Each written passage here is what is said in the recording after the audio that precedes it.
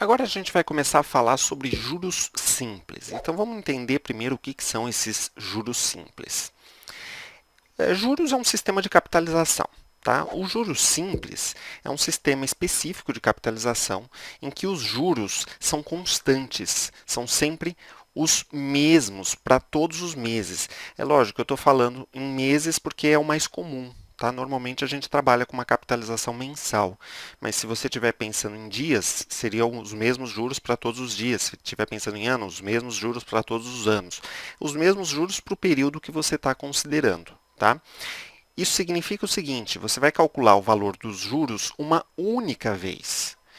E esse cálculo se dá justamente sobre o capital inicial, o capital investido.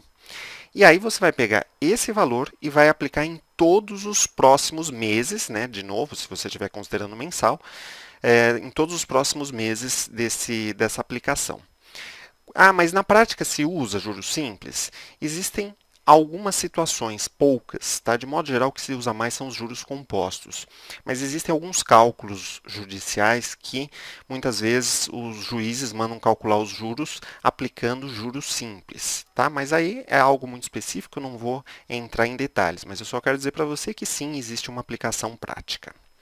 Então, vamos entender o fluxo, a ideia dos juros simples aplicado nesse exemplinho aqui. Ó. Vamos supor que a gente tem uma aplicação de R$ 4.000 a uma taxa de 5% A.M. O que significa isso? Significa ao mês. Tá? Então, quando você põe A.M. ao mês. Então, aqui, vamos por assim, igual ao mês. Às vezes pode aparecer A.D. Isso aqui seria, não é muito comum, mas seria ao dia. Outra notação muito usada, banco usa muito isso, né? A.A, que seria ao ano. Tá? São as abreviações mais comuns. Após 6 meses, qual o valor total disponível nessa capitalização? Né? Quer dizer, nessa aplicação, né? Que vai ser uma capitalização. Bom, do enunciado a gente consegue tirar esse número 4.000, que corresponde ao valor inicial investido, aplicado, que é o que a gente chama de capital, vou representar por C. Ele deu aqui a nossa taxa, né, 5% ao mês, então não esqueça que sempre você vai ter que converter para poder fazer os cálculos, para poder trabalhar com as formulinhas, você sempre vai converter para decimal. Como que a gente faz esta conversão aqui? Basta dividir por 100. Tá? Aí é o que eu falei, nas aulas de porcentagem eu explico melhor sobre isso. E o tempo que ele está dando aqui no enunciado também são 6 meses. Então vamos lá. Eu coloquei aqui no cantinho esses dados iniciais e agora a gente vai começar a trabalhar com o fluxo desses juros ao longo desses 6 meses.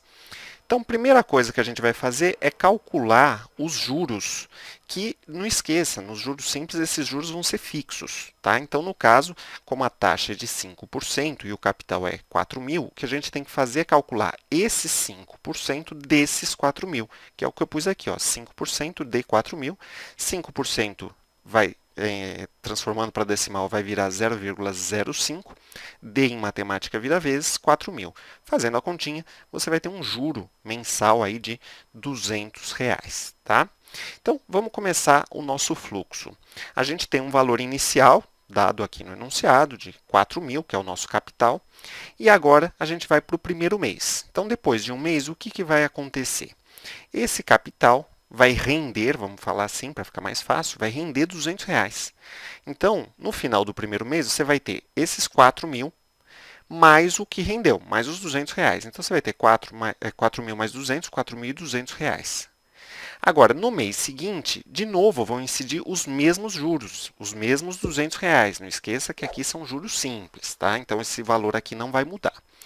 Então, você tinha 4.200 mais 200, 4.400. No terceiro mês, soma 200, vai para 4.600. No quarto mês, 4.800.